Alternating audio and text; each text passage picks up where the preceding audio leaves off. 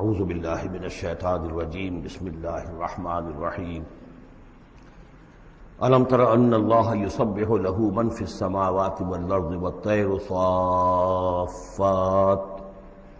کل قد علم صلاته وتسبیحہ واللہ علیم بما یفعلون صدق اللہ العظیم رب اشرح لی صدری ویسر لی امری واحلل عقدۃ من لسانی یفقہوا قولی۔ سورہ نور کا 5واں رکوع جو ہم پڑھ چکے ہیں اس کے بارے میں یہ بات نوٹ کر لیجئے کہ جس طرح سورہ بقرہ کے پہلے 2 رکوعوں میں 3 قسم کے انسانوں کی تفصیل بیان ہوئی، وہاں وہ بنیادی طور پر ایک دعوت اور تحریک کے رد عمل میں جو لوگ مختلف شکلیں صورت اختیار کرتے ہیں، جو رد عمل مختلف شکلیں اختیار کرتا ہے، اس کے اعتبار سے ایک وہ جو مومنین صادقین ہیں، وہ ہر چھ بعد بعد جب اس دعوت کو قبول کرتے ہیں تو اس کیفیت کے ساتھ کہ اب جو ہو سو ہو۔ ایک وہ لوگ ہیں کہ جو کسی ضد کی وجہ سے، تعصب کی وجہ سے، ہردرمی کی وجہ سے، کسی تکبر کی وجہ سے، حسد کی وجہ سے اس کے انکار پر کمر کس لیتے ہیں، اور وہ لوگ جو ہیں کسی صورت بھی ماننے والے نہیں ہوتے۔ ایک بین کچھ مانتے ہیں کچھ نہیں مانتے، کچھ چلتے ہیں پھر چھٹک کر کھڑے رہ جاتے ہیں، آسانی ہو تو کوئی 2-4 قدم چل لیے، کوئی مشکل وقت آیا تو پھر اوندے منہ گر گئے۔ اسی کی ایک تمثیل سورہ حج میں آ چکی ہے، وَمِنَ النَّاسِ مَن يَعْبُدُ اللَّهَ عَلَى حَرْفٍ فَإِنْ أَصَابَهُ خَيْرٌ اطْمَأَنَّ بِهِ وَإِنْ أَصَابَتْهُ فِتْنَةٌ انقلب عَلَى وَجْهِهِ خَسِرَ الدُّنْيَا وَالْآخِرَةَ۔ اسی طرح یہاں اس رکوع میں بھی 3 قسم کے انسانوں کا تذکرہ ہے، لیکن یہ مختلف اعتبار سے ہے۔ ایک وہ لوگ ہیں کہ جن کے دلوں میں حقیقی ایمان پیدا ہوا، ان کی فطرتیں بھی نیک تھیں، صالح تھیں، سلیم تھیں، اور پھر وہ وہی آسمانی سے بھی صحیح طور پر مستفیض ہوئے، ان کا باطن جگمگا اٹھا اور ان کے دلوں میں نیکی حقیقی معنی میں پیدا ہو گئی، اور اس کے لیے جو ایک نقشہ ہے ان کے سیرت و کردار کا وہ بھی کھینچ دیا گیا۔ ایک وہ لوگ ہیں کہ جن کے اندر سرے سے دنیا پرستی اور دنیا ہی کی شہوات اور خواہشات اور لذات، اس کے سوا کسی شے کا کوئی گزر ہی نہیں، وہ بالکل اس کے برعکس ہے۔ پہلے نور علی نور اور دوسرے ظلمات بعضها فوق بعض۔ کوئی جھوٹ موٹ کی نیکی بھی نہیں، کوئی ملمے کی نیکی بھی نہیں، ان کا مال ہے تو صرف اپنی ہی عیاشیوں کے لیے ہی، اپنے ہی جو بھی ان کے تعیش ہے اسی میں خرچ ہو رہا ہے۔ لہذا یہ وہ لوگ ہیں کہ وہ ایمان سے بھی محروم اور کسی جھوٹ موٹ کی نیکی سے بھی ان کے ہاں کسی نور کا سرے سے گزر ہی نہیں، ظلمات بعضها فوق بعض۔ اور اس کے لیے تمثیل دی گئی ہے کہ گہرے سمندر کے اندر جو اندھیرا ہوتا ہے، ایبسولوٹ ڈارکنس، کہ رات بھی ہے، اوپر بادل بھی ہے،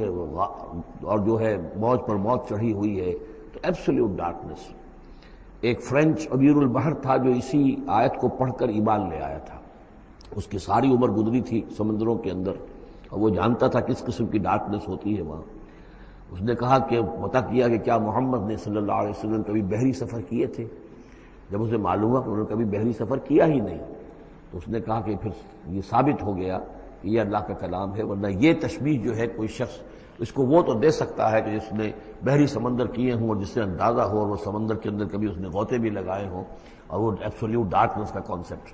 بہرحال یہ دوسری انتہا۔ بیچ میں وہ لوگ ہیں، بین ہیں، کچھ نیکیاں بھی کرتے ہیں، حقیقی ایمان سے محروم ہیں، نہ اللہ پر نہ یوم آخر پر ان کا پختہ ایمان نہیں ہے،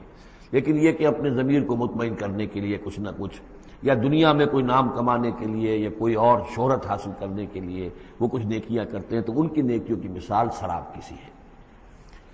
الم تر ان اللہ یسبح له من فی السماوات والارض، کیا تم دیکھتے نہیں ہو کہ اللہ کی تسبیح کرتی ہے وہ سب چیزیں، وہ سب وہ کرتے ہیں وہ سب جو آسمانوں میں ہے اور جو زمین میں ہے، اور نہ صرف آسمانوں اور زمین میں بلکہ ان دونوں کے مابین جو السماء میں جو ہے، والطیر صافات، اور یہ جو پرندے ہیں جو اپنے پروں کو پھیلائے ہوئے ہیں، یہ بھی اللہ کی تسبیح کر رہے ہیں۔ کل قد علم صلاته وتسبیحه، ہر ایک کے علم میں ہے، ہر ایک نے جان لی ہے اپنی نماز، اپنی صلاۃ اور اپنی تسبیح۔ یہ وہی بات ہے جو سورہ بنی اسرائیل میں آ چکی ہے، وَإِن مِّن شَيْءٍ إِلَّا يُسَبِّحُ بِحَمْدِهِ وَلَٰكِن لَّا تَفْقَهُونَ تَسْبِيحَهُمْ، کوئی شے نہیں ہے اس کائنات میں جو اللہ کی تسبیح و تحمید نہ کر رہی ہو، لیکن تمہیں اس کا شعور نہیں ہو سکتا۔ واللہ علیم بما یفعلون، اور جو کچھ وہ کرتے ہیں اللہ کے علم میں ہے۔ وَلِلَّهِ مُلْكُ السَّمَاوَاتِ وَالْأَرْضِ، اور اللہ ہی کے لیے ہے آسمانوں اور زمین کی بادشاہی، وَإِلَى اللَّهِ الْمَصِيرُ، اور اللہ ہی کی طرف لوٹ جانا ہے۔ الم تر ان اللہ یسجی سحابا، کیا تم دیکھتے نہیں ہو کہ اللہ تعالیٰ ہانک کر لاتا ہے بادلوں کو؟ کہاں سے ہوائیں لے کر چل رہی ہیں بادلوں کو؟ کہیں تو بے آف بنگال سے وہ اٹھی ہیں مانسون کی ہوائیں، اور کہاں تک پہنچ جاتی ہیں؟ پاکستان تک۔ ان اللہ یسجی سحابا ثم یؤلف بینہ، پھر ان بادلوں کو آپس میں جوڑ دیتا ہے، ثم یجعلہ رکاما، پھر ان کو تہ بر تہ کر دیتا ہے۔ اب یہ تہ بر تہ کا معاملہ جو ہے، دیکھیے ہوائی سفر جس نے کیا ہے اسے اس کا تجربہ ہوتا ہے۔ جب جہاز چڑھتا ہے تب بھی وہ جب بادلوں کے اندر سے گزرتا ہے تو صاف نظر آتا ہے ایک تہ، اس کے بعد پھر خلا ہے، پھر ایک اور تہ، پھر خلا ہے، پھر ایک اور تہ، اترتے ہوئے بھی اسی طریقے سے تہ بر تہ بادل۔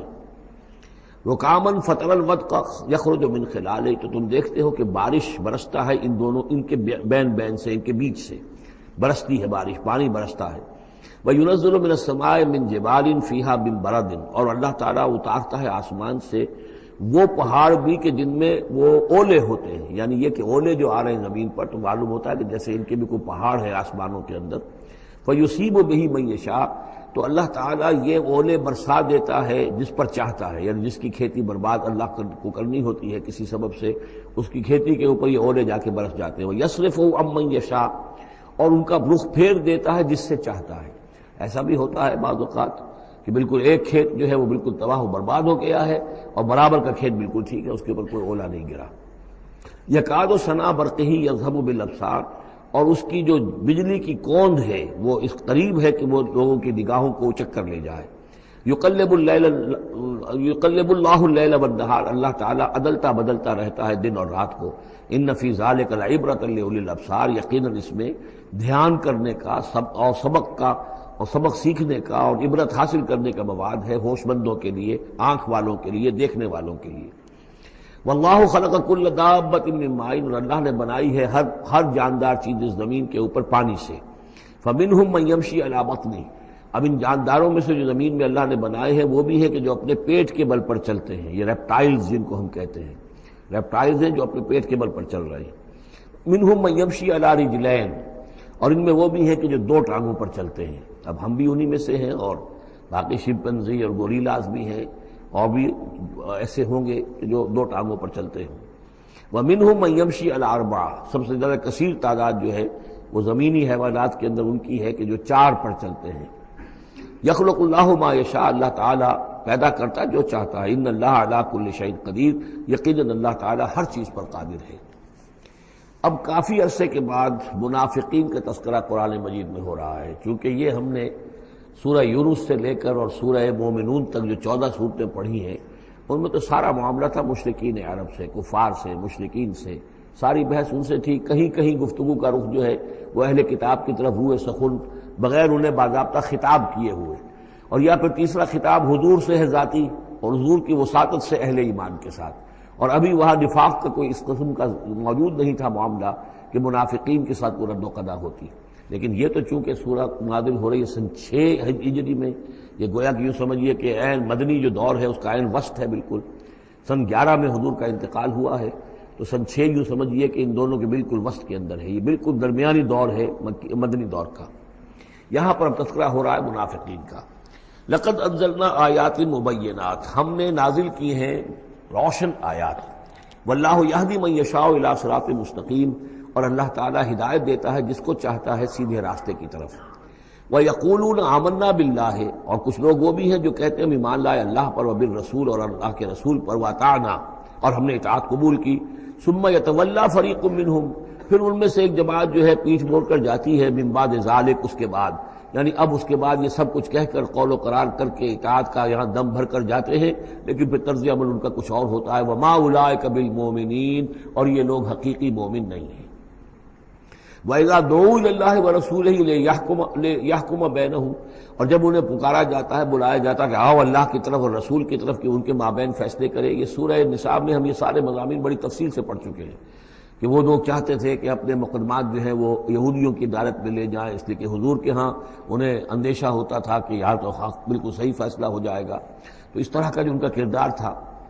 جب انہیں بلایا جاتا ہے اللہ کے اور اس کے رسول کی طرف کہ آؤ کہ وہ فیصلہ کرے تمہارے مابین اذا فریق منہم معرضون، تو ان میں سے ایک گروہ اور ایک جماعت ایسی ہے جو اعراض کرتی ہے اور کرنی کترا جاتی ہے۔ وَإِن يَكُن لَهُمُ الْحَقُّ يَأْتُوا إِلَيْهِ مُذْعِنِينَ، اور اگر ان کو معلوم ہو کہ حق ہمارے ساتھ ہے، یعنی ہم حق پر ہیں اس مقدمے میں، تو پھر وہ آتے ہیں بڑا یقین کا اظہار کرتے ہوئے، اذعان کے ساتھ اور یقین کے ساتھ اور اپنے ایمان کا اظہار کرتے ہوئے، کیونکہ انہیں یقین ہے کہ ہمارا کیس سچا ہے اور حضور کی عدالت میں ہم جائیں گے تو ہمارے حق میں فیصلہ ہو جائے گا، تو اب کوئی رکاوٹ نہیں۔ یاتوا الیہ مذعنین، خوب یقین کا اعتماد کا اظہار کرتے ہوئے آتے ہیں۔ افی قلوبہم مرض، کیا ان کے دلوں میں روگ ہے؟ ام ارتابوا، یا یہ شکوک میں مبتلا ہو گئے ہیں؟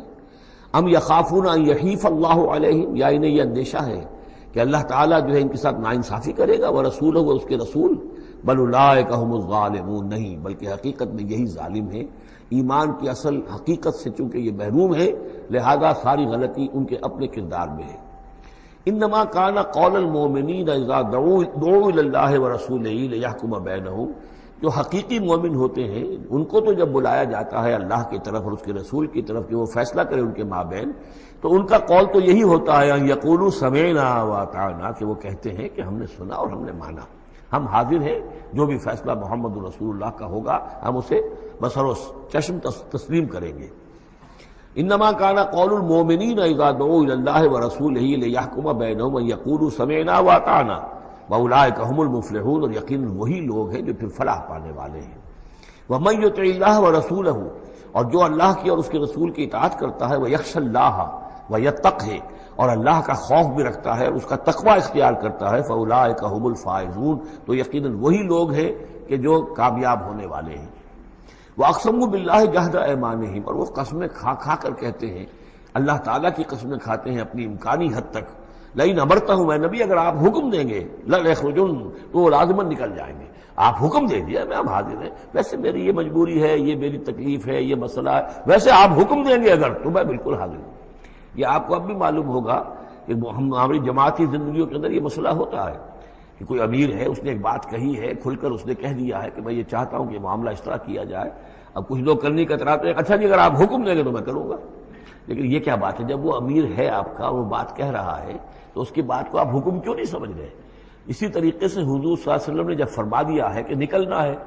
اب دشمن کے مقابلے کے لیے نکلو، اب وہ آپ چاہتے ہیں پی پی کال کر کے حضور ایک ایک کی خوشامد کریں کہ آئیے آپ ضرور نکلیے، خدا کے لیے ضرور چلیے، یہ حضور کرنے والے نہیں ہیں۔ وَأَقْسَمُوا بِاللَّهِ جَهْدَ أَيْمَانِهِمْ، اور یہ اللہ کی قسمیں کھا کھا کر کہتے ہیں اپنی امکانی حد تک، لئن امرتہم، اے نبی آپ کا حکم ہوگا تو میں حاضر ہوں، لَيَخْرُجُنَّ، ہم ضرور نکلیں گے۔ قُل لَا تُقْسِمُوا، اے نبی ان سے کہیے تم قسمیں مت کھاؤ، طاعۃ معروفہ، معروف طریقے پر اطاعت اختیار کرو۔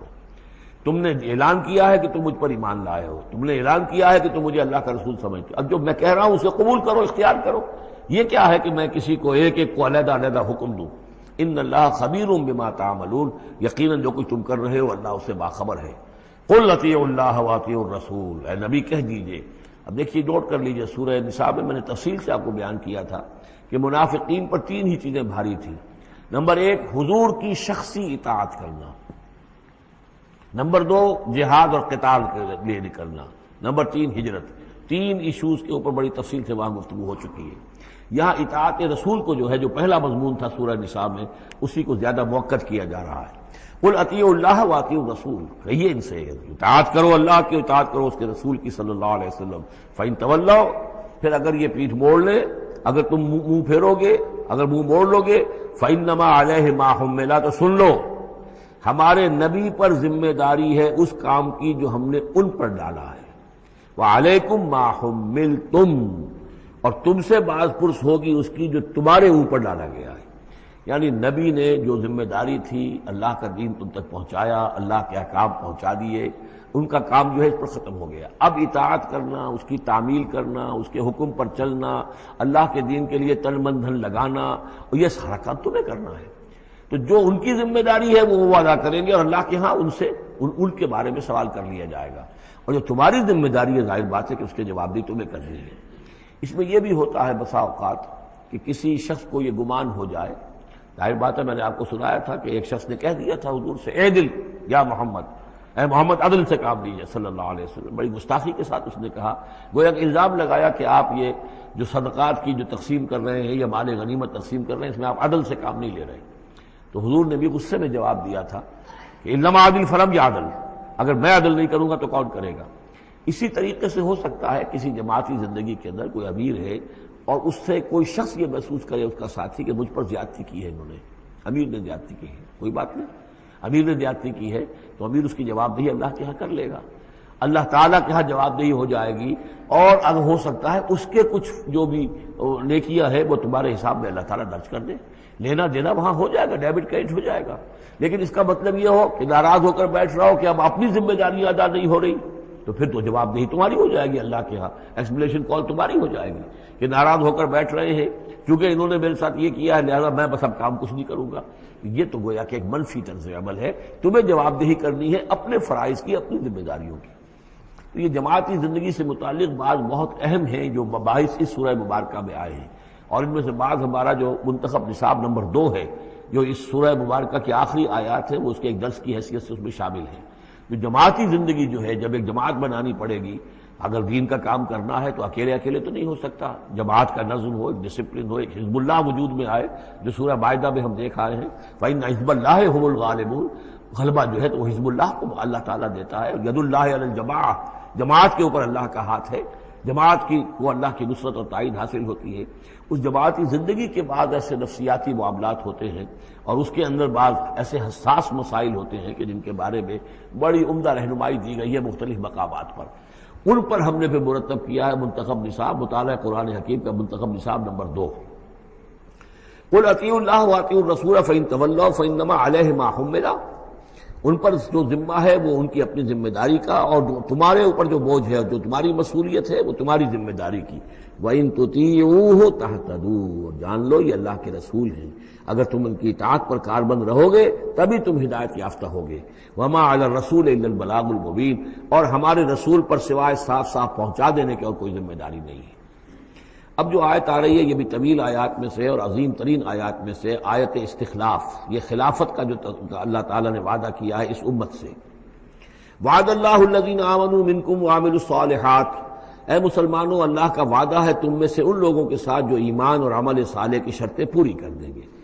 یہ نام کے مسلمان، نسلی مسلمان جو اللہ کے حکم پر چلتے بھی نہ ہوں، اللہ کے احکام کے مطابق عمل نہ کرتے ہوں، دین کے لیے تن من دھن لگانے کو تیار نہ ہوں، ان سے یہ وعدہ نہیں ہے.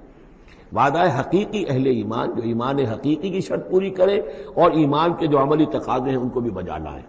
وعد اللہ الذین آمنوا منکم وعملوا الصالحات لیستخلفنہم فی الارض. کہ وہ انہیں زمین میں خلافت عطا کرے گا، حکومت عطا کرے گا، غلبہ عطا کرے گا.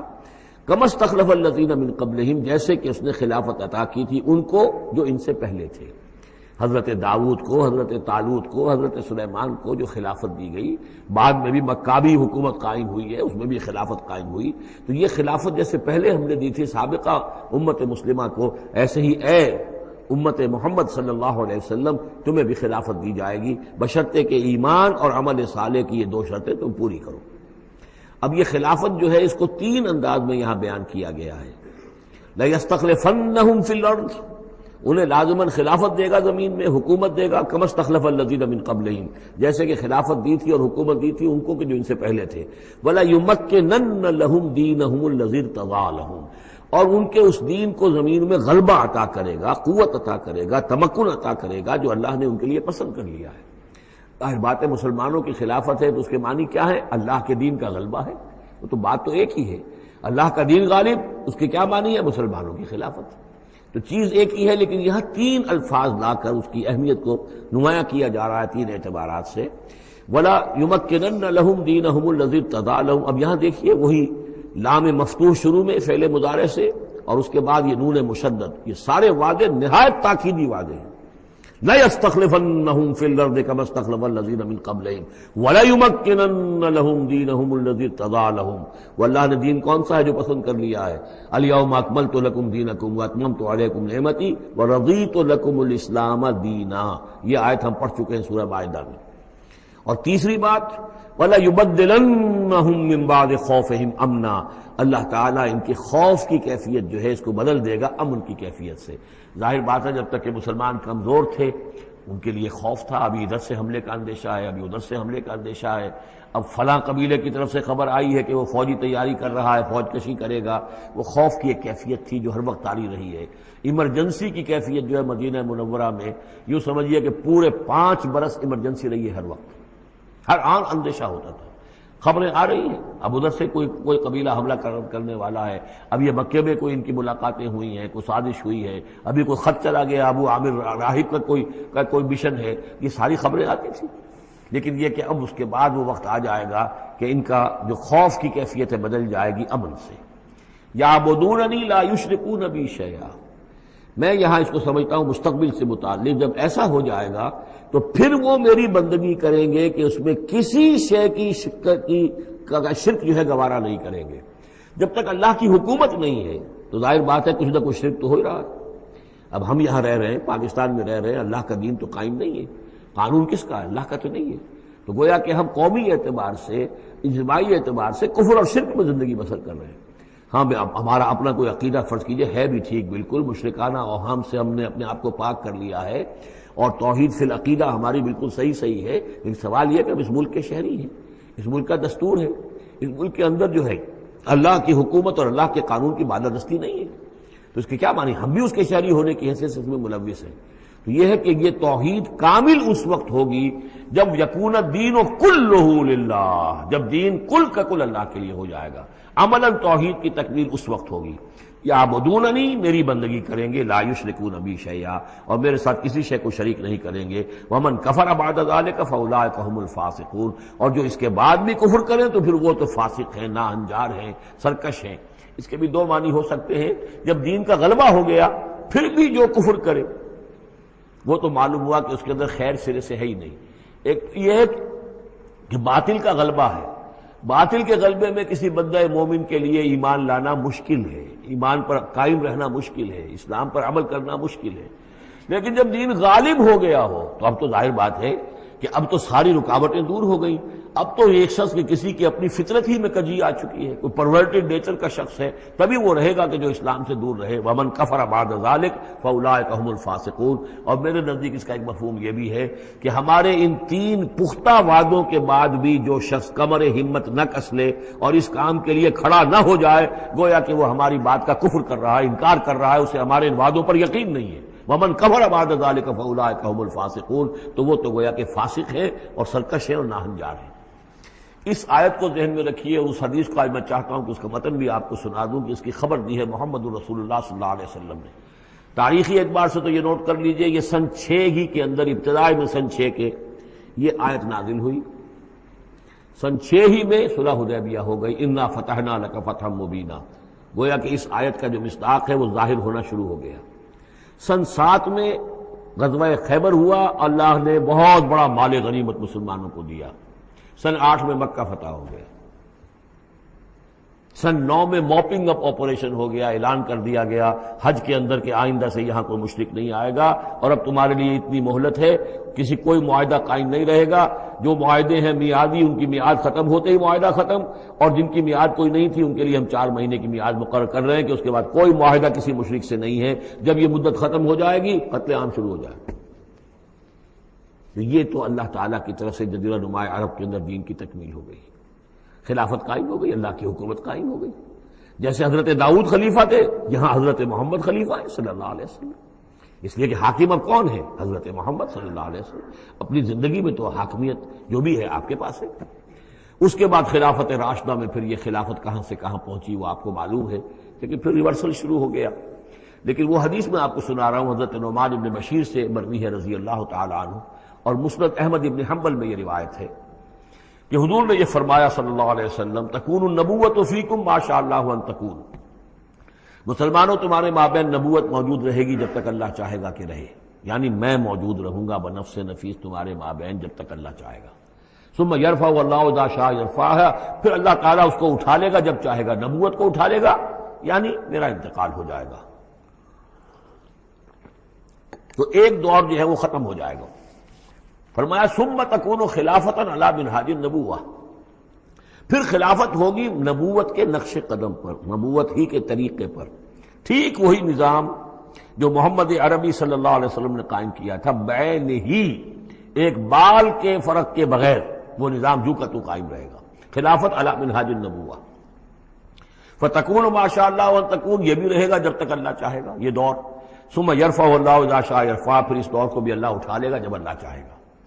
ثم تکون ملکا عاضا، پھر ملوکیت کا دور آئے گا، اور وہ کاٹ کھانے والی ملوکیت ہوگی، کاٹ کھانے والی ملوکیت، ظالم ملوکیت، اور یہ بھی رہے گا جب تک اللہ چاہے گا، پھر اللہ اس کو بھی اٹھا لے گا۔ پھر چوتھا دور آئے گا ثم تکون ملکا جبریا، پھر غلامی کی ملوکیت ہوگی، یعنی یہ دور جو ہمارا گزرا ہے کولونیل دور، پہلے یہ کہ ملوک تھے، بادشاہ تھے، چاہے وہ بنو عباس میں تھے یا بنو امیہ میں سے تھے، یا یہ کہ ترک تھے، مسلمان تو تھے، کلمہ گو تو تھے، ان میں کوئی کوئی نہ اچھا بھی ہوتا تھا، بہت اچھے لوگ بھی تھے، برے لوگ بھی تھے، لیکن مسلمان تو تھے، کلمہ گو تو تھے۔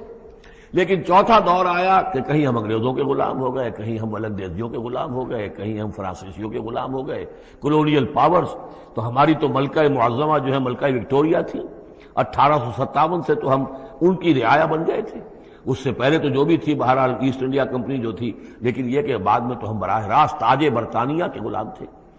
یہ چوتھا دور ہے جو تقریباً یوں سمجھیے کہ ابھی نصف میں پہنچا ہے، اس اعتبار سے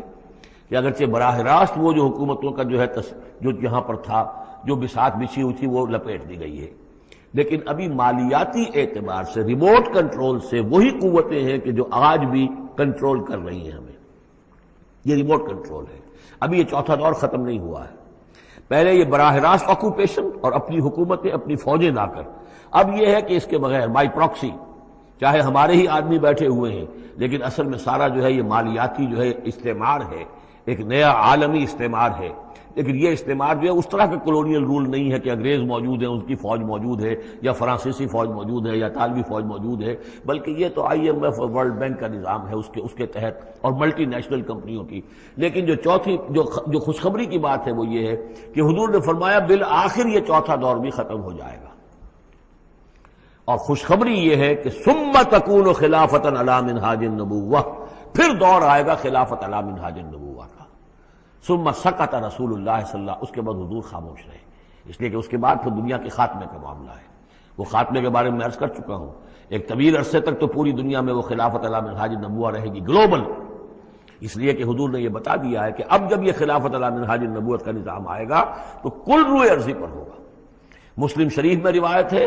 یہ حضرت ثوبان حضور کے ایک آزاد شدہ غلام تھے، جیسے کہ حضرت زید ابن حارثہ بھی حضور کے غلام تھے، آپ نے آزاد کر دیا تھا، اسی طرح حضرت ثوبان بھی ہے، مولا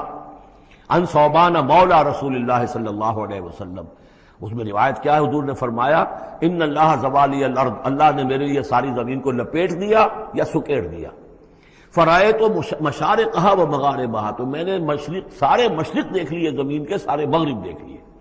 وَإِنَّ أُمَّتِي سَيَبْلُغُ مُلْكُهَا مَا زُوِّيَ لِي مِنْهَا، اور میری امت کی حکومت ان تمام علاقوں پر قائم ہو کر رہے گی جو اس طرح زمین کو سکیڑ کر یا لپیٹ کر مجھے دکھا دیے گئے۔ اور یہ روایت صحیح مسلم کی ہے۔ اسی طرح کی ایک اور حدیث ہے حضرت مقداد بن الاسود سے رضی اللہ تعالی عنہ کہ اس روئے ارضی پر کوئی گھر اور کوئی خیمہ نہیں بچے گا، یعنی سیٹلڈ جو علاقے ہیں جہاں گھر ہیں، شہر ہیں، گھر بنے ہوئے ہیں، مکان بنے ہوئے ہیں، یا نومیڈک ٹرائبز جہاں بھی ہیں کہ وہ اپنے خیمے لے کے ادھر سے ادھر جاتے رہتے ہیں، نہ کوئی گھر بچے گا، نہ خیمہ جس میں اللہ کا دین داخل نہ ہو جائے۔ بعز عزیز اور ذل ذلیل، یا تو یہ کہ گھر اور خیمے والا اسلام قبول کرے گا، اسلام اس کے گھر میں داخل ہوگا، اس کا بھی اعزاز ہوگا، اور یا وہ گھر والا اسلام قبول نہیں کرے گا لیکن اسلام کی بالادستی جو ہے تسلیم کرنی پڑے گی۔ یؤتوا الجزیۃ عن ید وہم صاغرون، یہ جو ہم پڑھ آئے ہیں سورہ توبہ کے اندر، تو گویا کہ اس کے گھر میں بھی اسلام تو آ گیا لیکن وہ بدبخت جو ہے اسلام کی نعمت سے اور اس کے اعزاز سے محروم رہا۔ یہ ہے وہ خبر کہ جو ہے صحیح احادیث ہیں، اور یہ منطقی طور پر بھی سمجھ لیجئے کہ قرآن مجید میں یہ بات واضح کر دی گئی کہ حضور کو بھیجا گیا غلبہ دین کے لیے، 3 دفعہ فرمایا۔ سورہ توبہ میں ہم پڑھ چکے ہیں، 2 مرتبہ آگے اور آنا ہے، هو الذی ارسل رسولہ بالہدی ودین الحق لیظہرہ علی الدین کلہ، اور 5 مرتبہ فرمایا کہ حضور کو بھیجا گیا پوری نوع انسانی کے لیے۔ اس کی سب سے نمایاں اور سب سے جو لوگوں کے اندر عام طور پر معروف آیت ہے وہ یہ ہے وَمَا أَرْسَلْنَاكَ إِلَّا كَافَّةً لِلنَّاسِ بَشِيرًا وَنَذِيرًا، ویسے ہم پڑھ آئے سورہ انبیاء میں وَمَا أَرْسَلْنَاكَ إِلَّا رَحْمَةً لِلْعَالَمِينَ، اس کا بھی مفہوم یہی ہے۔ تمام جہان والوں کے لیے ہم نے بھیجا ہے آپ کو رحمت بنا کر، اور ہم نے نہیں بھیجا ہے محمد آپ کو مگر پوری دنیا کے لیے، پوری نوع انسانی کے لیے بشیر اور نذیر بنا کر۔ ان دونوں کو جوڑیں تو اس کا منطقی نتیجہ بھی یہ ہے کہ حضور کی بعثت کا مقصد مکمل ہوگا ہی اس وقت جبکہ کل عالم انسانیت پر دین حق غالب ہو جائے، اور یہ ہو کر لینا ہے۔ ومن کفر بعد ذلك فاولئک هم الفاسقون واقیموا الصلاة وآتوا الزکاة، اور نماز قائم کرو اور زکوٰۃ ادا کرو، واطیعوا الرسول لعلکم ترحمون، رسول کی اطاعت کرو تاکہ تم پر رحم کیا جائے۔ چونکہ روح سخن منافقین کی طرف ہے، اور میں نے آپ کو بتایا تھا ان پر جو شاخ گزر رہی تھی وہ در حقیقت رسول کی اطاعت تھی۔ بار بار کہتے تھے، یہ اپنے جی سے بات کہہ دیتے ہیں، آیت تو ابھی اتری نہیں، ابھی کوئی آیت تو آئی نہیں، قرآن میں تو ابھی یہ حکم آیا نہیں۔ یہ معاملہ جو ہے ان کو شاق گزر رہا تھا حضور کی اطاعت۔ وَأَقِيمُوا الصَّلَاةَ وَآتُوا الزَّكَاةَ، اور نماز قائم کرو اور زکوٰۃ ادا کرو۔ وَأَطِيعُوا الرَّسُولَ لَعَلَّكُمْ تُرْحَمُونَ، اور اللہ رسول کی اطاعت کرو تاکہ تم پر رحم کیا جائے۔ لَا تَحْسَبَنَّ الَّذِينَ كَفَرُوا مُعْجِزِينَ فِي الْأَرْضِ، یہ کافر یہ نہ سمجھیں کہ وہ اللہ کو تھکا دیں گے یا ہرا دیں گے اس زمین میں۔ وَمَأْوَاهُمُ النَّارُ، ان کا ٹھکانہ آگ ہے، وَلَبِئْسَ الْمَصِيرُ، اور بہت برا ٹھکانہ ہے۔ یا ایھا الذین آمنوا لیستأذنکم الذین ملکت ایمانکم، اب وہی جو سماجی احکام کچھ دیے گئے تھے کہ اذن لیے بغیر تم داخل نہ ہو گھر میں، اور اس طرح کے آداب جو ہیں معاشرتی، ان کے ضمن میں مزید احکام آ رہے ہیں۔ یہ سورہ مبارکہ کی ترتیب یہ ہے، یوں سمجھیے کہ جیسے کوئی انگوٹھی ہو اور بڑا سا ہیرا جو ہے لگا ہوا، دونوں طرف جو ہے وہ اس کا پتلے سائڈ سے یا ہار ہے، اور اس کے نیچے جو ہے درمیان میں کوئی بڑا ہیرا ہے، دوسری طرف موتی ہے۔ اس کے بالکل وسط میں 5واں رکوع ہے، یہ اللہ نور السماوات والارض مثل نورہ کمشکاۃ فیہا مصباح، اور آیت نمبر 35 وہ عظیم کوہ نور ہیرے کے مانند ہے۔ پھر دونوں طرف جو ہے یہ مضامین ہیں، کچھ ادھر ہیں سماجی احکام، کچھ ادھر ہیں سماجی احکام، اور اس طریقے سے یہ ایک عظیم بہت خوبصورت ہار کی شکل بن گئی۔ لیستأذنکم الذین ملکت ایمانکم، چاہیے کہ جو تمہارے غلام ہیں اور باندیاں ہیں وہ بھی اجازت لے کے اندر داخل ہوا کریں۔ والذین لم یبلغوا الحلم، اور وہ لوگ بھی تمہارے کہ جو کہ ابھی وہ بالغ نہیں ہوئے ہیں، وہ بچے بھی، منکم ثلاث مرات، 3 اوقات دن رات کے ایسے ہیں کہ جن میں خاص طور پر جو پرائیویسی کا اہتمام ہونا چاہیے، اور اس میں یہ کہ کوئی بھی اجازت لیے بغیر بچے بھی نہ جائیں۔ من قبل صلاۃ الفجر، ایک تو فجر کی نماز سے قبل، وحین تضعون ثیابکم من الظہیرۃ، اور جو تم ظہر کے وقت ظہیرہ جس کو کہتے ہیں، اپنے کپڑے ذرا اتار کے سستاتے ہو، قیلولہ کرتے ہو، ہلکے کپڑوں کے اندر انسان لیٹتا ہے۔ ومن بعد صلاۃ العشاء، اور نماز عشاء کے بعد۔ ثلاث عورات لکم، یہ 3 اوقات تمہارے پردے کے اوقات ہیں، یہ تمہاری خاص پرائیویسی کے اوقات ہیں۔ لیس علیکم ولا علیہم جناح بعدہن، ان کے علاوہ عام حالات میں کوئی حرج نہیں ہے، بعدہن کہ وہ یعنی وہی تمہارے ملازم ہیں، تمہارے غلام ہیں یا باندیاں ہیں، یا اسی طریقے سے تمہارے بچے ہیں، طوافون علیکم بعضکم علی بعض، وہ آئیں جائیں گھروں کے اندر، ظاہر بات ہے کہ اس کمرے میں آئے ہیں، اس میں گئے ہیں، اس میں کوئی حرج نہیں ہے کہ وہ آئیں جائیں اور پھریں۔ کذالک یبین اللہ لکم الآیات، اسی طرح اللہ تعالیٰ تمہارے لیے اپنی آیات واضح کر رہا ہے، واللہ علیم الحکیم، اور اللہ تعالیٰ علیم اور حکیم ہے۔ وَإِذَا بَلَغَ الْأَطْفَالُ مِنْكُمُ الْحُلُمَ، اور جب تمہارے بچے جو ہیں، جو لڑکے ہیں، وہ بھی بالغ ہو جائیں، انہیں سب سمجھ آ جائے، جو بھی معاملات ہیں دونوں شوق کے، فَلْيَسْتَأْذِنُوا كَمَا اسْتَأْذَنَ الَّذِينَ مِنْ قَبْلِهِمْ، تو پھر وہ بھی اذن لے کر اسی طرح داخل ہوا کریں جیسے کہ پہلا حکم آیا تھا کہ اذن لیے بغیر گھر میں داخل نہ ہو۔ کذالک یبین اللہ لکم آیاتہ، اس طرح اللہ تعالیٰ تمہارے لیے اپنی آیات کو واضح کر رہا ہے، واللہ علیم الحکیم، اللہ علیم اور حکیم ہے۔ والقواعد من النساء اللاتی لا یرجون نکاحا، اور وہ عورتیں تمہارے میں سے، تمہاری خواتین میں سے کہ جو اب بیٹھ رہی ہوں، یعنی لا یرجون نکاحا، اب وہ نکاح کی امیدوار نہ ہوں، ایک خاص عمر سے گزر چکی ہیں، اب کوئی نکاح وغیرہ کرنے کا سوال نہیں ہے، بیوہ ہیں یا کچھ اور جو بھی معاملہ ہے، لیکن یہ کہ بہرحال اب معمر ہو چکی ہیں، فَلَيْسَ عَلَيْهِنَّ جُنَاحٌ أَن يَضَعْنَ ثِيَابَهُنَّ، تو ان کے اوپر کوئی حرج نہیں ہے کہ وہ جو اپنے اضافی کپڑے ہیں وہ اتار دیا کریں، یعنی بڑی چادر لے کر ہی نکلنا ان کے لیے وہ لازم نہیں ہوگا، یا اگر اپنے گھروں کے اندر بیٹھ کر وہ جو اوڑھنیاں ہیں ان کو مکل مارنے کی جو ان کی پابندی دوسری خواتین پر ہے، اس میں ان کے لیے ڈر بھی ہو سکتی ہے، اس لیے کہ اب وہ اس عمر سے گزر چکی ہیں۔ والقواعد من النساء اللاتی لا یرجون نکاحا فلیس علیہن جناح ان یضعن ثیابہن غیر متبرجات بزینہ، لیکن ان کی نیت یہ نہ ہو کہ وہ اپنی زینت کو وہ ظاہر کریں اور لوگوں کی نگاہوں میں لائیں، نیت کا معاملہ جو ہے وہ دوسرا ہے۔ وَأَن يَسْتَعْفِفْنَ خَيْرٌ لَهُنَّ، اور اگر وہ اس معاملے میں احتیاط ہی کریں تو بہتر ہے، اس رعایت سے فائدہ نہ اٹھائیں تو بہتر ہے، اس لیے کہ شیطان جو ہے وہ ہر وقت طاق میں لگا رہتا ہے، نہ معلوم کس وقت اس کے دل میں کیا خیال پیدا کر دے۔ واللہ سمیع علیم، اور اللہ سب کچھ سننے والا اور جاننے والا ہے۔ لیس علی الاعمی حرج، اب چونکہ یہ جو احکام دیے جا رہے تھے تو اس معاشرے کے اندر ایسا بھی تھا کہ کسی خاندان کے ساتھ کچھ لوگ جو ہیں بیچارے، کوئی لنگڑا ہے، کوئی اندھا ہے، اپنے برادری کا ہے، اپنی رشتہ داروں میں سے، وہ بھی گھر میں رہ رہا ہے، وہ اپنی کوئی آزاد جو معاش اور آزاد جو ہے کوئی معاشرتی حیثیت کا اہل نہیں ہے، تو اب ان کے لیے کیا ہوگا؟ کیا یہ ساری پابندیاں جو ہیں اسی طریقے سے ان کے اوپر بھی پوری طریقے سے عائد کی جائیں گی؟ تو ان کے ضمن میں کہا جا رہا ہے کہ وہ اگر تمہارے گھروں میں رہے تو کوئی حرج نہیں ہے۔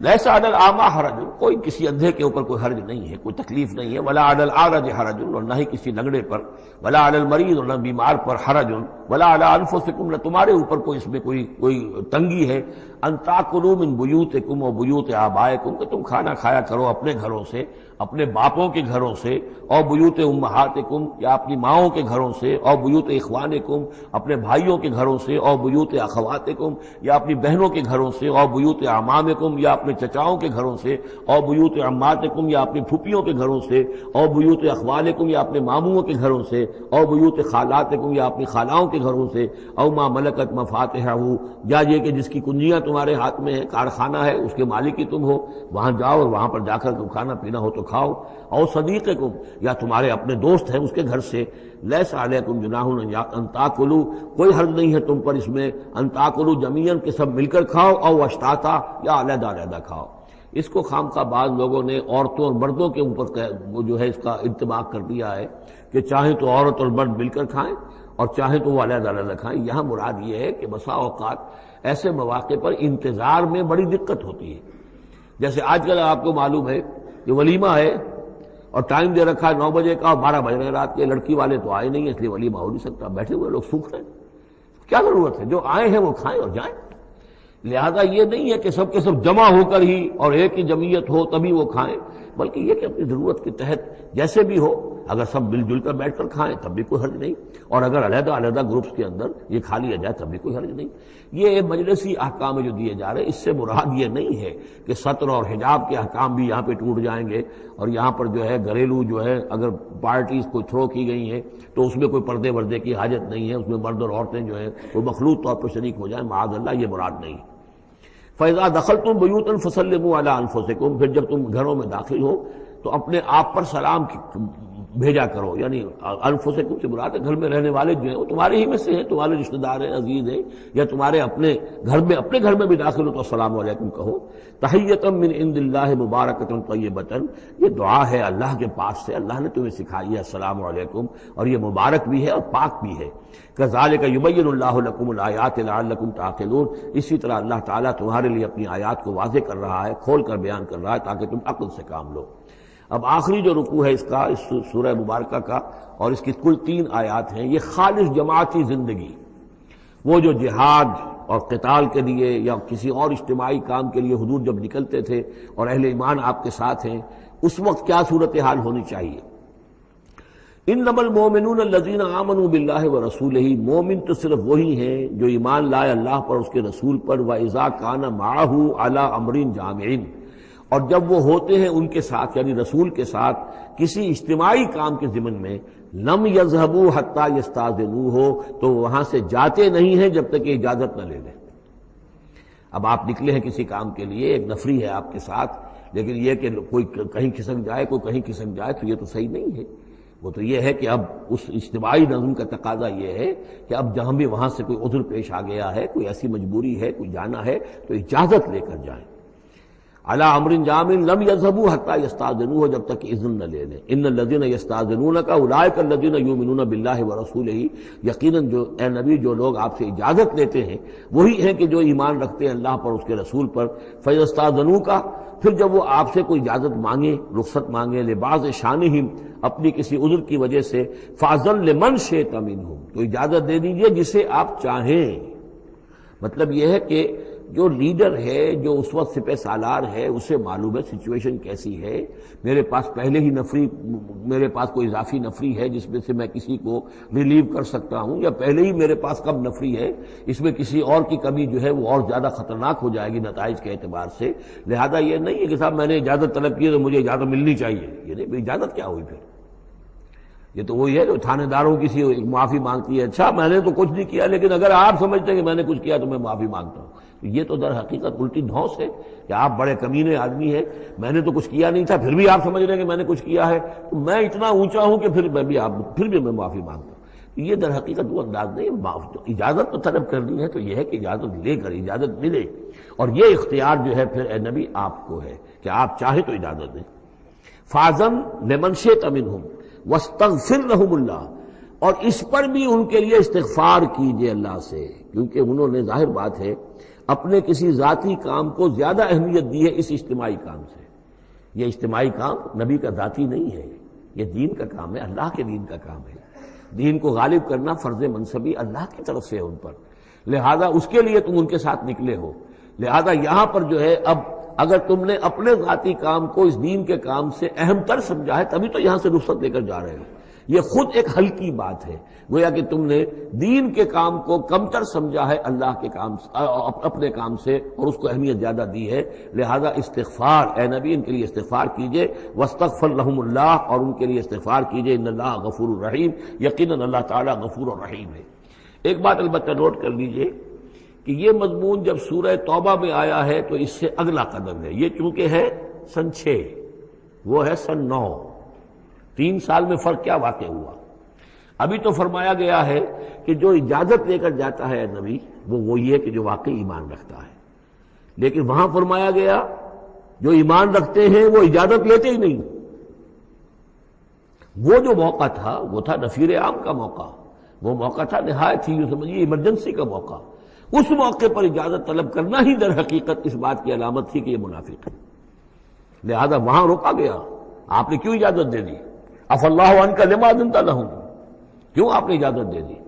آپ کی اجازت آپ نہ دیتے تب بھی انہوں نے جانا نہیں تھا، تو ان کا جو نفاق کا پردہ چاک تو ہو جاتا نا، ان کی حقیقت تو کھل جاتی۔ تو یہ وقت کے حوالے سے ہے، اور اس کو درجہ بندی بھی کہہ سکتے ہیں۔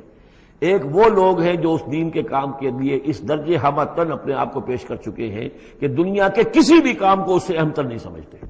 وہ کیسے اجازت طلب کریں گے؟ اس سے نچلا درجہ ہے کہ وہ لوگ ہیں جو دین کے اس کام میں لگے ہوئے ہیں، لیکن کم سے کم نظم کی اتنی پابندی تو کرتے ہیں کہ اگر کہیں انہیں ضرورت پیش آ گئی جانا ہے تو اجازت لے کر جائیں۔ اس سے نیچے وہ لوگ ہیں جو اجازت کے بغیر ہی کھسک گئے تو معلوم ہے ان کا تو سرے سے اس کام سے سرے سے کوئی تعلق ہے ہی نہیں۔ تو درجہ بندی ہے، سیڑھیاں ہیں، اوپر کی سیڑھی کے اعتبار سے درمیانی سیڑھی نیچے ہے، لیکن نیچے والی سیڑھی کے اعتبار سے درمیانی اونچی ہے۔ تو یہ ریلیٹیو معاملہ جو ہے رہے گا کہ ایک وہ لوگ ہیں جو سرے سے اس کا بھی خیال نہیں کرتے کہ اجازت لیں، اجتماع ہے، کوئی اس کی معذرت بھی نہیں کی ہے، نہ بعد میں کی ہے، نہ پہلے کہا ہے کہ میں نہیں آ سکتا، معلوم ہوا کہ انہیں کوئی سرے سے احساس ہی نہیں ہے کہ ہم کسی نظم کے پابند ہیں اور ہماری کوئی ذمہ داری ہے۔ اس سے بہتر کم سے کم وہ لوگ ہیں کہ جو اپنا عذر پیش کر دیتے ہیں، اجازت لے لیتے ہیں۔ لیکن اس سے بھی بہتر اونچا درجہ ہے کہ دنیا کے کسی بھی کام کو دین کے اس کام سے اہم تر مت سمجھو، اللہ تعالیٰ تمہارے کام سنوارے گا، اللہ تعالیٰ تمہاری ذمہ داری قبول کر لے گا، تم اللہ کے کام کے لیے نکلو۔ لا تجعلوا دعاء الرسول بینکم کدعاء بعضکم بعضا،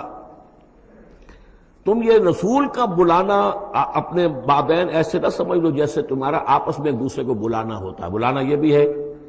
آپ نے کسی کو دعوت دی، میرے گھر آئیے کھانا کھائیے، رسول نے دعوت دی، کیا یہ برابر ہو جائے گا معاملہ؟ لیکن ایک بلانا یہ ہے کہ رسول پکار رہا ہے تمہیں کہ آؤ اللہ کی راہ میں چلو میرے ساتھ، ایک یہ کہ کوئی عام آدمی آپ کو کہہ رہا ہے بھائی میرا ایک کام ہے، ذرا میرے اس کام کے لیے تھوڑی دیر کے لیے آ جائیے، کچھ مجھے چاہیے، مدد چاہیے۔ تو زمین و آسمان کا فرق ہو گیا۔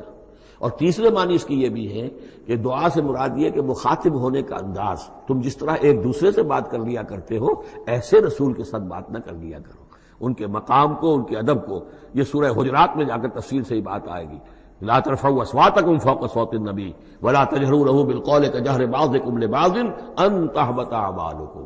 تو یہ تینوں مفہوم اس کے ہیں۔ قد یعلم اللہ الذین یتسللون منکم لواذا، اللہ کو خوب معلوم ہے تم میں سے وہ لوگ جو اوٹ لے کر کھسک جاتے ہیں، یعنی کہیں نکلے تو ہیں درج ہو گیا کہ یہ بھی جانے والوں میں ہے، کہیں دیکھا کہ کوئی دیکھ نہیں رہا، کھسک گئے، یا اجتماع ہے بیٹھے ہوئے ہیں، وہیں پر اب بات آئی ہے کہ اب ایک مہم درپیش ہے، اب انہیں سمجھ میں آ گیا کہ اب نام مانگے جائیں گے، کون لوگ اس کے لیے اپنے آپ کو والنٹیئر کرتے ہیں، تو اس سے پہلے کہ وہ مرحلہ آئے وہ وہاں سے کھسک جائیں۔ یتسللون منکم، جو سٹک جاتے ہیں، کھسک جاتے ہیں، آنکھ بچا کر لواذا فلیحذر الذین یخالفون عن امرہ، تو انہیں ڈرنا چاہیے کہ جو رسول کے معاملے میں، رسول کے بات کی مخالفت کرتے ہیں، ان تصیبہم فتنۃ، کہ ان پر کوئی عذاب اللہ کی طرف سے آ جائے، کوئی پکڑ آ جائے، کوئی بہت بڑی آزمائش آ جائے، اور یصیبہم عذاب علیم، یا ان کے اوپر کوئی بہت بڑا دردناک عذاب آ جائے۔ الا ان للہ ما فی السماوات والارض، آگاہ ہو جاؤ، یقیناً اللہ ہی کے لیے ہے جو بھی کچھ ہے تمام آسمانوں میں اور جو بھی کچھ ہے زمین میں۔ قد یعلم ما انتم علیہ، اللہ خوب جانتا ہے کہ تم کس مقام پر کھڑے ہو، تمہاری حیثیت کیا ہے، حقیقت کیا ہے، ایمان کتنا ہے، کتنے پانی میں ہو، تمہارے اعمال کیسے ہیں، ما انتم علیہ، جس حال میں تم ہو اللہ خوب جانتا ہے۔ ویوم یرجعون الیہ، اور جس دن کے وہ لوٹائے جائیں گے اللہ کی طرف، فینبئہم بما عملوا، تو اللہ تعالیٰ ان کو جتلا دے گا جو کچھ کے عمل انہوں نے کیے ہوں گے۔ واللہ بکل شیء علیم، اور اللہ ہر چیز کا علم رکھنے والا ہے۔ یہاں تیسرا گروپ جو ہے مکی اور مدنی صورتوں کا وہ ختم ہو گیا۔ مکی صورتیں 14، مدنی صرف 1، سورہ نور۔ اب یہ چوتھا گروپ شروع ہو رہا ہے، اور اس میں 8 صورتیں جو ہیں وہ مکی آئیں گی، جن میں سے 4 الف لام میم سے شروع ہوں گی، سورہ عنکبوت اور سورہ روم، سورہ لقمان، سورہ سجدہ، اور 4 جو ہیں یہ مختلف، ایک تو بغیر کسی حروف مقطعات کی ہے، یہ سورۃ الفرقان، یہ پہلی ہے، اور پھر 3 جو ہیں ان کے اندر مختلف جو ہیں آئیں گے حروف مقطعات۔ یہاں سے وہ گروپ اب شروع ہو رہے ہیں کہ جن کا مرکزی مضمون توحید ہے، اس لیے کہ اگرچہ ویسے یہ چوتھا گروپ شروع ہو رہا ہے، لیکن چونکہ مکی صورتوں کا تو یہ تیسرا ہی گروپ ہے۔ مکی پہلی صورت، پہلے گروپ کے اندر صرف سورہ فاتحہ ہے، وہ ویسے بھی مکی مدنی کی تقسیم سے بلند تر ہے، تو گویا کہ 2 جو پہلے گروپ آئے، جن میں سے پہلے میں صرف 2 مکی صورتیں تھیں، الانعام، الاعراف، دوسرے میں یہ 14 سورہ یونس سے لے کر مومنون تک، بلکہ ہاں مکی صورتیں۔ اب یہ تیسرا گروپ ہے سورۃ الفرقان سے لے کر اور سورہ سجدہ تک، یہ 8 صورتیں ہیں۔ اس کے بعد مدنی صورت آئے گی سورہ احزاب، اور سورہ احزاب مانوی اعتبار سے جوڑا ہے سورہ نور کا۔ بسم اللہ الرحمن الرحیم، تبارک الذی نزل الفرقان علی عبدہ لیکون للعالمین نذیرا، بڑی بابرکت ہے وہ ہستی جس نے کہ الفرقان نازل فرمایا اپنے بندے پر۔ یہ تیسری صورت ہے کہ جس کے مطلع میں پہلی آیت میں حضور کا جو تذکرہ ہے وہ عبد کی نسبت سے ہے۔ سورہ بنی اسرائیل، سبحان الذی اسریٰ بعبدہ لیلا من المسجد الحرام الی المسجد الاقصی۔ سورہ کہف، الحمدللہ الذی انزل علی عبدہ الکتاب، اور یہاں پر اب یہ تیسری صورت ہے، تبارک الذی نزل الفرقان علی عبدہ لیکون للعالمین نذیرا، تاکہ ہو جائیں تمام جہان والوں کے لیے خبردار۔ اس قرآن کے ذریعے سے محمد الرسول اللہ کی رسالت ہے جو تا قیام قیامت جاری رہے گی۔ جس کو بھی قرآن پہنچ گیا، حضور کا انذار پہنچ گیا، وہ آیت یاد کر لیجئے سورہ انعام میں آئی تھی، قل اوحی الی ھذا القرآن لانذرکم بہ ومن بلغ، جس کو بھی قرآن پہنچ جائے۔ اب آگے پہنچانا امت کا کام ہے۔ الذی لہ ملک السماوات والارض، وہ کہ جس کے لیے ہے بادشاہی آسمانوں اور زمین کی، ولم یتخذ ولدا، یہ بہت مشابہ ہے سورہ بنی اسرائیل کی آخری آیت سے، اس نے کسی کو اپنی اولاد نہیں بنایا، ولم یکن لہ شریک فی الملک، اور نہ ہی اس کا کوئی ساجی ہے حکومت میں، حکومت کے اختیارات میں، حاکمیت میں، وخلق کل شیء، اور اسی نے ہر شے کو پیدا کیا، وہ خالق ہے تنہا، باقی سب مخلوق ہیں، فقدرہ تقدیرا، اور ہر شے کی پھر اس نے ایک اندازہ مقرر کر دیا ہے، ہر شے کے لیے ایک اندازہ ہے۔ واتخذوا من دونہ آلہۃ، اور انہوں نے اختیار کر لیے ہیں اس کے سوا ایسے آلہہ، ایسے دیوی اور دیوتا، لا یخلقون شیئا وہم یخلقون، جو کسی بھی شے کی تخلیق نہیں کرتے بلکہ وہ تو خود مخلوق ہیں، ولا یملکون لانفسہم ضرا ولا نفعا، اور نہ انہیں اختیار خود اپنے بارے میں کسی برائی کا یا بھلائی کا ہے، نہ کسی اچھائی کا اور نہ کسی برائی کا، ولا یملکون موتا ولا حیاتا ولا نشورا، نہ انہیں اختیار ہے موت کا، نہ اختیار ہے جینے کا، نہ اختیار ہے جی اٹھنے کا۔ وقال الذین کفروا ان ھذا الا افک افتراہ، اور کہا ان کافروں نے، یا یہ کافر کہتے ہیں کہ یہ کچھ نہیں ہے، یہ قرآن جو ہے یہ گھڑ لیا ہے اس کو اس محمد نے صلی اللہ علیہ وسلم، ان ھذا نہیں ہے یہ الا افک افترا ہو، بلکہ ایک افک ہے، گھڑی ہوئی شے ہے جس کو کہ گھڑ لیا ہے اس نے، وعانہ علیہ قوم آخرون، اور اس میں مدد کی ہے اس کی کچھ اور لوگوں نے۔ یعنی محمد کو یہ ساری معلومات تو نہیں ہو سکتی تھی، لیکن یہ کہ کچھ اور لوگ ہیں، کوئی نہ کوئی اس نے بنا رکھا ہے، کوئی پینل ہے کہ جو ان کو یہ ساری مدد دے رہا ہے اس تصنیف کے اندر، اس کتاب کی۔ قومن آخرون فقط جاؤ ظلما و زورا، تو انہوں نے بڑی ہی ظلم پر اور بڑے جھوٹ کے اوپر کمر کس لی ہے۔ انہوں نے اتنی ایسی بڑی باتیں جو کہی ہیں، یہ گویا کہ بہت بڑا جھوٹ ہے اور بہت بڑا افتراء ہے۔ وقالوا اساطیر الاولین، وہ کہتے ہیں کیا ہے یہ پرانے قصے ہیں، پرانی باتیں ہیں۔ اکتتبھا، یہ انہوں نے لکھوا لیے ہیں کسی اور سے۔ اکتتبھا، کتبہ یکتبو لکھنا، اکتتاب باب افتعال ہوگا، کسی سے کچھ لکھوا لینا۔ اکتتبھا، انہوں نے لکھوا لی ہیں چیزیں۔ فہی تملا علیہ بکرۃ واصیلا، اور یہ ان کو پھر ڈکٹیٹ کرائی جاتی ہیں، املا کرائی جاتی ہیں صبح شام۔ صبح شام کوئی آتا ہے، کوئی شخص ان کو بتاتا ہے، وہ پھر یہ یاد کر لیتے ہیں، اور صبح شام جو کچھ بھی آتا ہے اس کو پھر آ کے ہمیں سناتے ہیں، دھونس جماتے ہیں کہ وہی آئی ہے۔ قل انزلہ الذی یعلم السر فی السماوات والارض، کہہ دیجئے اسے نازل کیا ہے اس ہستی نے جو جانتا ہے ہر چھپی ہوئی شے کو آسمانوں کی اور زمین کی۔ انہ کان غفورا رحیما، یقیناً وہ بخشنے والا اور رحیم ہے۔ وقالوا ما لہذا الرسول، اور وہ کہتے ہیں یہ کیسا رسول ہے، کیا ہوا اس رسول کو، کہتا ہے کہ میں رسول ہوں، یاکل الطعام، لیکن کھانا کھاتا ہے، ویمشی فی الاسواق، اور بازاروں میں چلتا پھرتا ہے۔ کہیں کوئی چیز آپ خریدتے بھی ہوں گے اپنے گھر کے معاملات کے اندر، یا اس سے پہلے تو آپ کاروبار بھی کیا کرتے تھے، یہ بازاروں میں ہماری طرح چلتا پھرتا ہے، کھانا اس کو کھانے کی حاجت ہوتی ہے، یہ کیسے رسول ہو گیا؟ لولا انزل الیہ ملک، کیوں نہیں کوئی بھیجا گیا ان کی طرف کوئی فرشتہ ہوتا، اڑتا ہوا پروں کے ساتھ وہ نیچے آتا ان کے پاس اور وہ کہتا یہ اللہ کے رسول ہیں۔ فیکون معہ ظہیرا نذیرا، اور وہ ان کے ساتھ ہوتا، آگے آگے چلتا ان کے، ہٹو بچو جیسے چلتے ہیں، یہ اللہ کے رسول آ رہے ہیں، اور وہ خبردار کرتا ہے لوگوں کو ان کے ساتھ مل کر۔ اور یلقا الیہ کنز، یہ وہی باتیں جو سورہ بنی اسرائیل میں آ چکی ہیں، یا ان کو دے دیا گیا ہوتا، ان پر ڈال دیا گیا ہوتا، آسمان سے گر پڑتا ان پر ایک خزانہ، او تکون لک جنت یاکل منہا، یا پھر ان کے لیے ایک باغ بنا دیا جاتا ہے یہاں اس مکے کی سرزمین میں، وادی غیر ذی زرع میں، جس سے یہ بفراغت کھاتے اطمینان سے، ان میں سے میوے ان کو ملتے۔ وقال الظالمون ان تتبعون الا رجلا مسحورا، اور کہا ان ظالموں نے کہ تم لوگ نہیں پیروی کر رہے ہو، نہیں ان کی باتوں پر دھیان دے رہے ہو، ان لوگ کہ جو ہیں صرف ایک سحر زدہ شخص ہے، ان پر تو کوئی جادو ہو گیا ہے، یا کوئی آسیب ان پر آ گیا ہے، تاکہ ان کو یہ نظر آتا ہے کہ کوئی آیا ہے فرشتہ، حقیقت میں کوئی نہیں ہوتا، یہ سحر زدہ شخص ہے۔ انظر کیف ضربوا لک الامثال، اے نبی دیکھیے یہ کیسی مثالیں آپ کے لیے بیان کر رہے ہیں۔ فضلوا، تو وہ بھٹک گئے ہیں، گمراہ ہو گئے ہیں۔ فلا یستطیعون سبیلا، اور اب ان کے لیے ممکن نہیں ہے کہ سیدھے راستے پر آئیں، اس لیے کہ اب یہ اس پر اڑ جائیں گے، ضد کریں گے۔ یہ میں آپ کو بتا چکا ہوں، یہ جو دو گروپ اب آ رہے ہیں جو ہم پڑھ رہے ہیں، جن میں سے یہ پہلا گروپ ہے جس کی پہلی صورت ہے، یہ درمیانی 4 سالوں کی صورتیں ہیں۔ 12 برس ہیں مکی دور کے۔ پہلے 4 سال کی صورتیں بالعموم وہ ہیں جو سورہ قاف سے آگے ہیں، 2 گروپ ہیں وہ آخر میں، منزل 1 ہے، سورہ قاف سے آگے منزل 1 ہے، گروپ 2 ہیں مکی مدنی صورتوں کے، وہ ہیں جو ابتدائی 4 سال کے ہیں۔ یہ 2 ہیں کہ جو درمیانی 4 سالوں کے، جو ہم پڑھ چکے ہیں 16 صورتیں، 2 انعام و اعراف اور 14 سورہ یونس سے لے کر مومنون تک، یہ ہے آخری 4 سالوں کی، تو یہ درمیانی 4 سال ہے۔ تبارک الذی ان شاء جعل لک خیرا من ذلک، بڑی بابرکت ہے وہ ہستی ہے نبی، اگر وہ چاہے تو جو چیزیں یہ کہہ رہے ہیں اس سے کہیں زیادہ بہتر چیزیں آپ کے لیے ابھی فراہم کر دی جائیں۔ یہ تو بڑا زور لگا لگا کر کچھ چیزیں کہہ رہے ہیں، ہم ان سے کہیں زیادہ بہتر چیزیں آنے واحد میں آپ کے لیے پیدا کر سکتے ہیں۔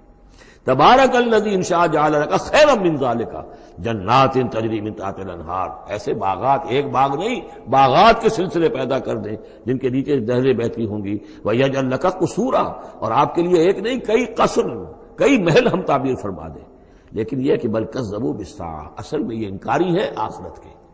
یہ انکاری ہے قیامت کے، یہ انکاری ہے بعث بعد الموت کے۔ وَأَعْتَدْنَا لِمَنْ كَذَّبَ بِالسَّاعَةِ سَعِيرًا، اور جنہوں نے قیامت کا انکار کیا ہے، بعث بعد الموت کا انکار کیا، ان کے لیے ہم نے ایک جہنم کا، آگ کا عذاب تیار کر رکھا ہے۔ اذا رأتهم من مکان بعید، جب وہ جہنم دیکھے گی ان کو کہ یہ میرے شکار آ رہے ہیں، اب یہ آ رہے ہیں کہ جن کو میرے اندر جھونکا جائے گا، دور سے وہ دیکھے گی کہ آ رہے ہیں، سمعوا لها تغیظا وزفیرا، تو وہ سنیں گے اس کی آواز کہ جیسے بھوکا شیر داڑ رہا ہو، جھجلائے گی اور چلائے گی کہ جلد از جلد انہیں میرے اندر جھونک دیا جائے۔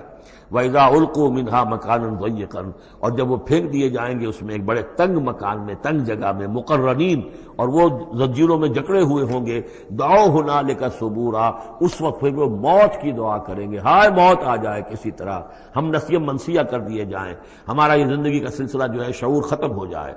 لَا تَدْعُوا الْيَوْمَ ثُبُورًا وَاحِدًا، تب کہا جائے گا اب آج ایک موت نہ مانگو،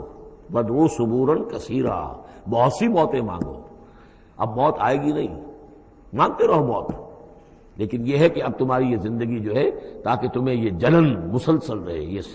عذاب جو ہے اس کی تخفیف میں، اس کے اندر کوئی شدت میں تخفیف نہ ہو، لہذا موت آ کے تمہیں چھٹکارا نہیں دلائے گی۔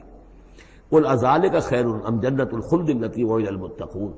کہیے کہ کیا یہ انجام بہتر ہے یا وہ باغ، وہ جنت، رہنے کی جنت جو جس کا وعدہ کیا گیا ہے متقی بندوں سے، کانت لہم جزاء و مصیرا، اور وہ ان کے لیے ہوگی بدلہ اور ان کے لوٹ جانے کی جگہ۔ ما یشاؤون خالدین، ان لوگوں کے لیے وہاں ہر وہ شے ہوگی جو وہ چاہیں گے اور اس میں رہیں گے ہمیشہ ہمیشہ۔ کان علی ربک وعدا مسئولا، اور یہ تو وعدہ ہے تیرے رب کا جس کے لیے وہ ذمہ دار ہے۔ اب یاد کیجئے وہ دعا جو سورہ آل عمران کے آخر میں آئی تھی، ربنا وآتنا ما وعدتنا علی رسلک ولا تخزنا یوم القیامہ، پروردگار جو تو نے وعدے اپنے رسولوں کے ذریعے سے ہم سے کیے تھے ان کو پورا فرما۔ اللہ تعالیٰ اپنے وعدوں سے پھرے گا نہیں، اللہ تعالیٰ ان وعدوں کو پورا کرے گا، اور وہ اس کو سمجھتا ہے کہ یہ میری ذمہ داری ہے کہ میں اپنے وعدے پورے کروں۔ وَيَوْمَ يَحْشُرُهُمْ، اور جس دن کہ وہ ان سب کو جمع کرے گا، وَمَا يَعْبُدُونَ مِن دُونِ اللَّهِ، اور جن کو یہ پوجتے تھے اللہ کے سوا، فَيَقُولُ أَأَنْتُمْ أَضْلَلْتُمْ عِبَادِي هَؤُلَاءِ، وہ جمع کر لیں گے ان فرشتوں کو بھی جن کو نام کے اوپر بت بنا لیے گئے، یا اولیاء اللہ کی ارواح آ جائیں گی، یا انبیاء ہوں گے، حضرت عیسیٰ ہوں گے، یا اور بھی جس کو بھی جس کے ساتھ یہ گستاخی اور ظلم کیا گیا ہو، اللہ ان سب کو جمع کرے گا اور پوچھے گا أَأَنْتُمْ أَضْلَلْتُمْ عِبَادِي هَؤُلَاءِ، کیا آپ لوگوں نے میرے ان بندوں کو گمراہ کیا تھا؟ اب ہم ضلوا السبیل، یا وہ خود ہی گمراہ ہو گئے تھے، سیدھے راستے سے بھٹک گئے تھے۔ قالوا سبحانک ما کان ینبغی لنا ان نتخذ من دونک من اولیاء، وہ کہیں گے تو پاک ہے اس سے، اور یہ تو ہمارے لیے تو یہ سرے سے ممکن ہی نہیں، ہمارے لیے یہ کسی طرح روا ہی نہیں تھا کہ ہم تیرے سوا کسی کو اپنے ولی بنا لیں، ہم نے ان لوگوں کو ولی قرار نہیں بنایا۔ ولیکن متعتہم وآباءہم، یعنی یہ کہ جیسے ولایت باہمی ہے، اللہ اہل ایمان کا ولی اور مومن اللہ کے ولی، اللہ ولی الذین آمنوا یخرجہم من الظلمات الی النور، اور اللہ الا ان اولیاء اللہ لا خوف علیہم ولا هم یحزنون، تو یہی رشتہ ہونا چاہیے تھا ان معبودوں کے ساتھ اگر وہ برحق ہوتے، کہ وہ اس کے ولی ہوتے اور وہ ان کے ولی ہوتے، لیکن فرمایا کہ یہ ہو ہی نہیں سکتا کہ ہم ان سے کوئی رشتہ استوار کرتے۔ ما کان لنا ما کان ینبغی لنا ان نتخذ من دونک من اولیاء ولکن متعتہم وآباءہم، لیکن اے اللہ آپ نے اس کو ان کو سامان دیا، ساز و سامان انہیں اور ان کے آباء و اجداد کو، اور ان کو فراوانی دی، دولت دی، حیثیت دی، ذکر، یہاں تک کہ وہ ذکر کو بھول گئے، یاد دہانی کو بھول گئے، ہدایت کو بھول گئے جو ان کو دی گئی تھی۔ وَكَانُوا قَوْمًا بُورًا، اور یقیناً یہ بڑے تباہ ہونے والے لوگ تھے۔ فَقَدْ كَذَّبُوكُمْ، اب اللہ کہے گا ان لوگوں سے دیکھو بھائی انہوں تو تمہیں جھٹلا دیا، بِمَا تَقُولُونَ، جو تم کہہ رہے ہو کر دی، فلا تستطيعون صرفا ولا نصرا، تو اب نہ تم لوٹا سکتے ہو اس بات کو اور نہ ہی کوئی مدد ہو سکتی ہے۔ ومن یظلم منکم نذقه عذابا کبیرا، اور جو کوئی بھی تم میں سے گناہگار ہے اب تو اسے بہت بڑا عذاب مل کر رہے گا۔ وما ارسلنا قبلک من المرسلین الا انہم لا یاکلون الطعام، اور اے نبی آپ پہ اعتراض کر رہے ہیں کہ یہ کیسے نبی ہے کھانا کھاتے ہیں، ہم نے نہیں بھیجا آپ سے پہلے مرسلین کو، رسولوں کو، الا انہم لا یاکلون الطعام، مگر یہ وہ بھی بازاروں میں چلتے پھرتے تھے۔ وَجَعَلْنَا بَعْضَكَ لِبَعْضٍ فتنة، لوگوں کو بعض کے لیے فتنہ بنا دیا ہے، آزما رہے ہیں۔ اتصبرون، تو اے مسلمانوں اب تم ثابت قدم رہو، صبر کرو۔ وَكَانَ رَبُّكَ بَصِيرًا، اور یقیناً آپ کا پروردگار دیکھ رہا ہے۔ بارک اللہ لی ولکم فی القرآن العظیم ونفعنی وإیاکم بالآیات والذکر الحکیم۔